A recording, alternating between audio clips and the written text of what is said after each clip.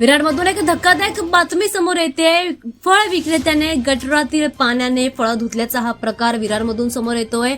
विरारमधून एक अतिशय किळसवाना व्हिडिओ सध्या सोशल मीडियावर मोठ्या प्रमाणात व्हायरल होतोय। या व्हिडिओमध्ये एक फळ विक्रेता गटारातील नाल्याच्या पाण्याने फळं धुवत असल्याचं पाहायला मिळतंय। त्यानंतर ती फळं विक्रीसाठी देखील मांडत असल्याचं स्पष्ट झालंय। हा व्हिडिओ ग्लोबल सिटी नाका येथील विरार येथे काल दुपारी सामान्य नागरिकांनी काढलेला असून हा व्हिडिओ स्थानिक नागरिकांनी बनवलाय आणि तो पुढे सोशल मीडियावर देखील व्हायरल केलाय।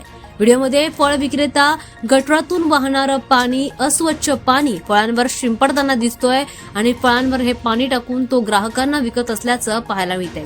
त्यानंतर हा व्हिडिओ पोलिसांना देखील दाखवला गेला।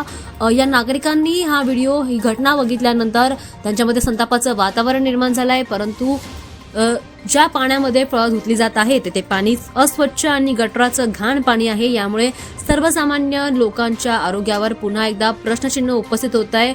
रस्त्यावरून खाद्यपदार्थ घेताना अत्यंत सावधगिरी बाळगावी असा इशारा देखील यावेळी देण्यात येतो। या घटनेमुळे आता सोशल मीडियावर हे व्हिडिओ व्हायरल झाल्यानंतर लोकांमध्ये स्वच्छता आणि खाद्यपदार्थांची गुणवत्ता याबद्दलची चिंता आता वाढू लागली आहे।